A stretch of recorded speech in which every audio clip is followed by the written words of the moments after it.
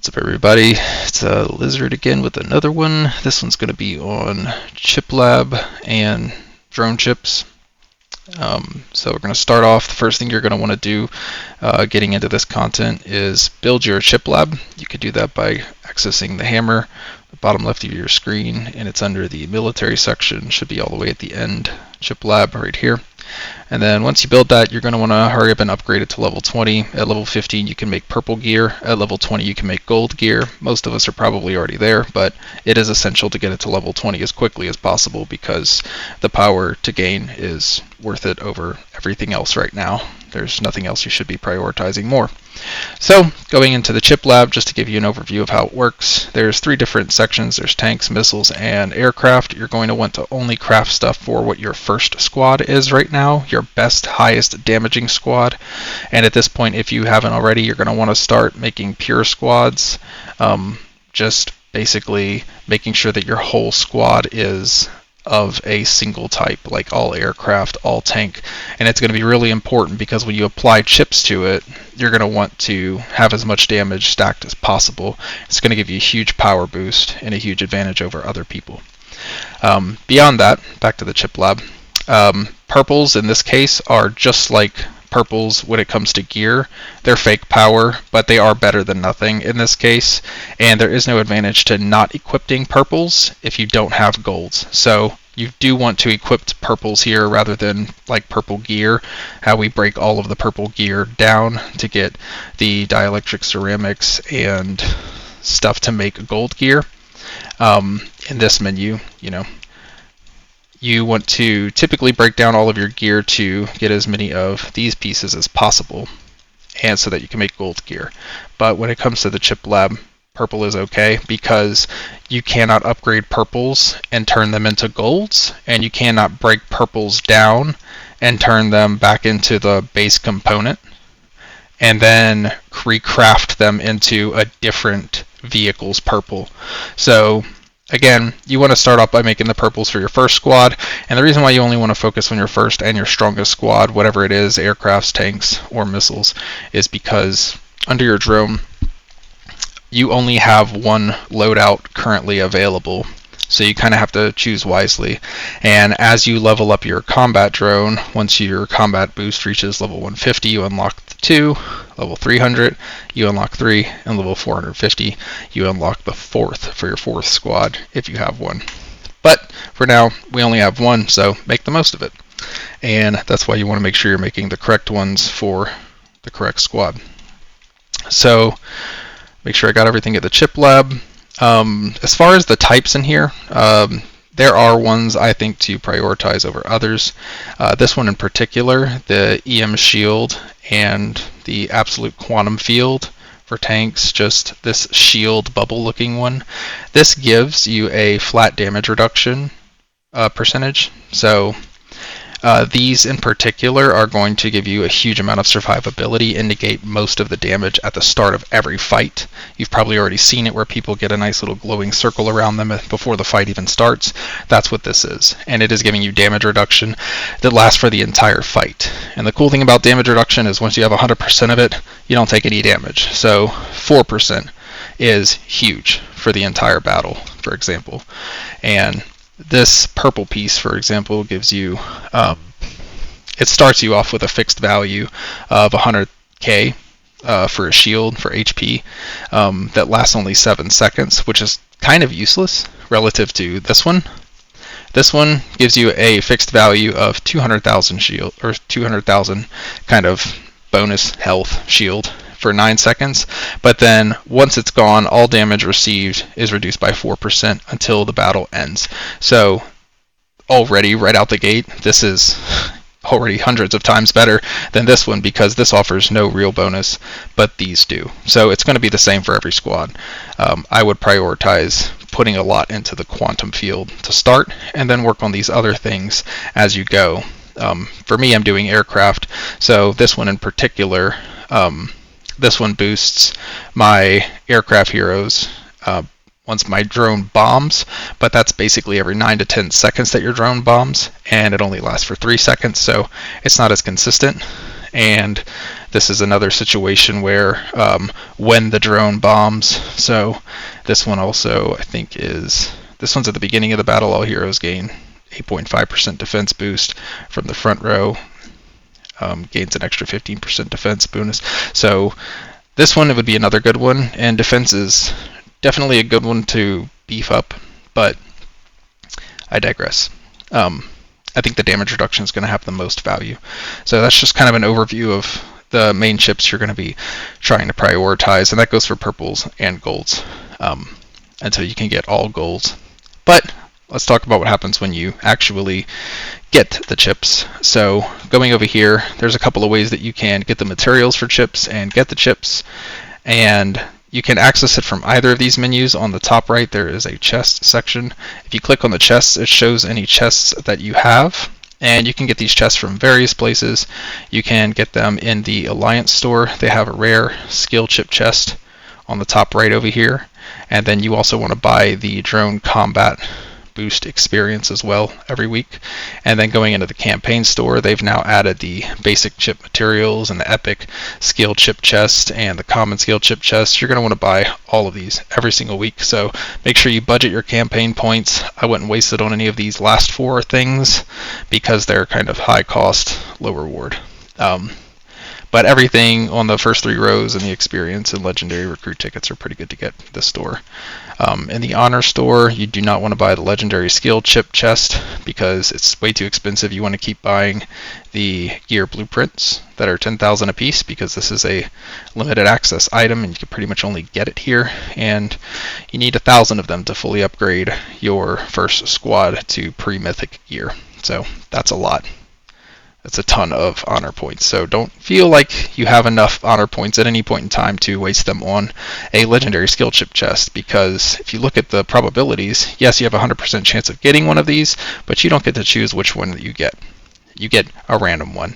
So you have an 8% chance to get one that you possibly need, and you have a 92% chance to get one that you weren't wanting to get, and you have about a 68% chance of getting one that you can't even use, because that's what happens when you get any of the other 4 chips that are for one of your squads that you're not building. So if I don't get an aircraft chip and I get a tank or a missile, I have no use for that right now. So those chests, in my opinion, not that great of a deal. So one more reason not to buy them out of the honor store. You just want to keep buying the gear blueprints here. And then we went through the Alliance store, the VIP store.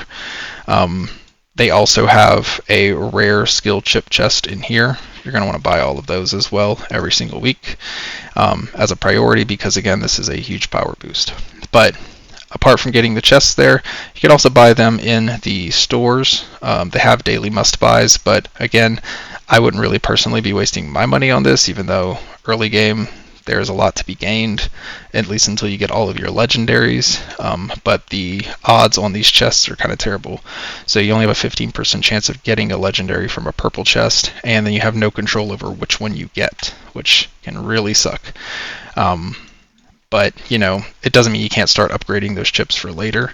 And then in the weekly deals, this one's probably worth more buying than the other ones, because you just get a legendary skill chip chest. This is a 100% chance to get these for $50 a piece.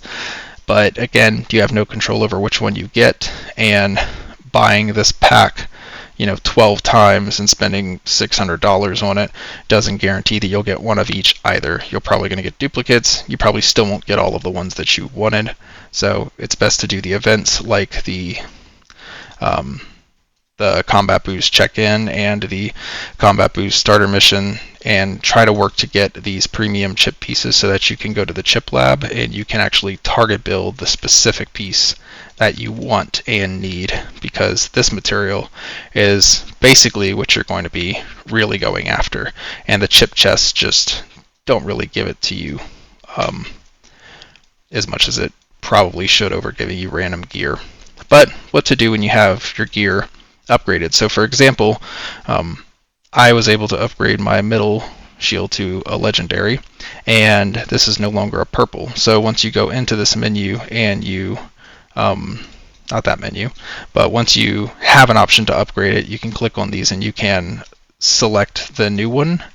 that you want to put on the legendary, or if you have multiples of this legendary, you can upgrade it. So if I get another one of these, I can come here, and just like with decoration statues, I can click upgrade, and then that will boost it to a 1-star. So it's no stars right now, 1 stars. And this, just like with gear, is a huge boost. Think of this jumping gear like 10 levels. You get like a gigantic boost in performance. So it's initially a 200,000 life shield, 4% damage reduction, and it goes to a 400,000 life shield for 9 seconds. You still get 4% damage reduction, but it doubles that starter shield, which is like a pretty big deal. So damage prevented is more DPS in the end. But they have different thresholds that you can go in, and when you get to 2, 5, and 8, I can't preview those here, but once you do get to 2, 5, and 8, oh no, you can't preview, the damage reduction goes up. So those are kind of like big percentage gains, kind of like with gear, how every other 10 levels you get a percentage. Those are what you want to chase with the gear. So with these, you have a 8% damage reduction, then at level 5, 12%, up to 16% damage reduction, which is huge. So getting these starred is a high priority, so I wouldn't sleep on that. So don't be upset if you get replicas, because it's always going to make it probably more than twice as good once you get them upgraded. So but once you take the purples off and replace them with the golds, which isn't going to be happening for too long, but once you do that, you can then go to the combat boost, and this is kind of like, feeding the beast type of situation. There's a quick add option, and you can put in experience, and you can put in old drone parts that you don't use. So let me see if I can just open one of these. So this gives me an armor piercing pulse 1 and 1 premium material. I'm going to save those for my verse, but as an example, you can go here, and the quick add has a red dot on it now. You can actually pick chips that you're not going to equip, and you can add it, and then you can promote it, and you can consume gear for experience to level up your drone. And the combat level up, again, unlocks different squad loadouts, but it also gives you a pretty significant attribute boost over here on the top left. So it's just another way to boost your stats. So you can feed it experience, or you can feed it any of the drone component, or sorry, not drone component, the skill chips that you're not using, so the purples that you take off. Say you upgraded these purples to like 2 or 3 stars before you got your legendary golds. Those are going to give you a proportionate amount of experience relative to each individual one that you used to upgrade it. So if you have like 6 of them in total that you used to upgrade one of these, and you consume it, it's going to give you a huge level boost, because it's going to translate all that into experience. And then the other way to level it up is just with direct experience, which again, in the Alliance store right here, the drone combat experience card,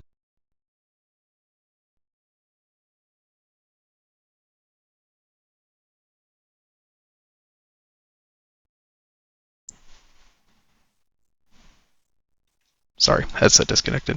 The experience cards, those go into combat experience directly. So essentially the strategy with this is to save up as much of the premium material that you can to build at least one of each of these. You definitely want one of each at least for whatever squad you're building. And then once you have the diversification and you have all of your chips gold, you can just go ahead and eat all these purples and feed them to your drone here with any experience you have to get this level up to get better attributes. So hopefully that's pretty straightforward, but here you can hit these little info buttons. They tell you a lot. I'd recommend start clicking these sooner rather than later. But this tells you unlock your skill chip system at level 10, and then 150 you get your second preset, and your chip skill boost increased by 1, and then increased by 2, increased by 3. So all of these things super important when it comes to leveling up this by consuming experience and old drone parts. But again, when it comes to the chests, I don't personally feel like any of these are worth buying. You're really just throwing a dart at the wall blindfold, hoping you hit the thing that you want. If you want to blow a lot of money on just getting your drone off to a good start, that is one thing you could do. I played with somebody who was in week 3 and theirs was already at 150 and they spent no money on it. So getting to level 150 in 3 weeks is kind of what I would expect, anywhere from about 50 to 60 levels, not spending money, and then spending money probably infinite, because I don't think there's any limit on the packs really. But that generally is an overview of constructing the chips and how they work and the qualities. And just looking at the squad, you have to remember to equip the chips next. And as far as I can tell, you have to equip this probably everywhere. But you want to click on your squad pad, and you want to hit the little button to edit your squad. And then down here it says NO1, that's number 1. That number 1 stands for, in your drone skill chip section, this number 1 preset. So this is my air squad's presets number 1. Number 2 would be, for me it would be tank, because this is my second squad technically. And then when I go in here, I would just go here and change this from number 4 to number 2, but it's not unlocked yet.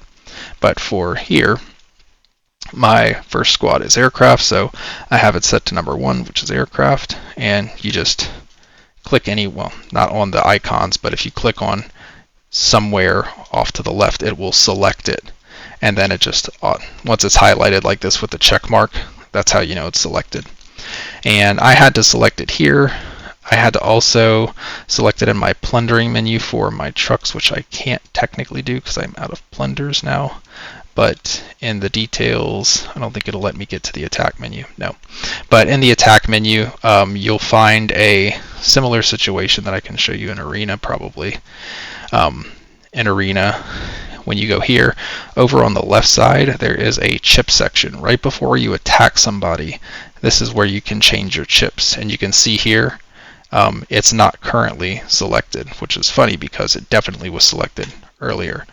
And now it's selected. So now when I go to attack this person, after I make sure that my squads are how I want them, then you can kind of attack, and at the beginning you'll see my squad get circled with gold. Theirs didn't. They don't have their chips turned on. So this gold ring around is that shield that I was talking about that's giving me, well, it's giving me 4% damage reduction right now. But that's kind of how the drone stuff works. And then when it bombs, when you have those buffs, you can see the buffs pop up on the right side. It's telling you when they're activated, so you can kind of see their effects. And that's generally kind of how it goes in terms of the chips in battle. But you want to make sure that wherever you have that squad interface, you are checking to make sure that your chips are actually engaging. So I don't know if this would necessarily be one of the places. It would. So, but you can see it says number 1 when I'm doing the truck missions. It says number 1, so I know that it's equipped. So it did equip there, but you just want to check and make sure that it is equipped everywhere. But yeah, that generally sums it up. Hopefully that's pretty straightforward. I don't think I missed anything. And just to reiterate, you want to open all of those chests on the first day. That is radar training, first day. It's down here at the very bottom. They added it in. For each chip chest opened and 1 premium chip material gained, you get 2,250 points. So anytime you open those chests, I think you have a chance to get the premium chip material, which is this stuff, for making gold specifically. Not this stuff. This is basic chip material for epics. But when you get specifically the premium chip material from chests, you're getting a little over 2,000 points for each one of those. So it's worth it to save those chests, because that can be a decent chunk of stuff towards the end. So generally, that's my overview of the chips. If y'all have anything to add, feel free to let others know below the video, where I'm going to post it in Discord. I wouldn't bother commenting on this video. I'm not going to make it public. So if you have any questions, feel free to reach out to me, any R4 or our R5. We will help you the best that we can.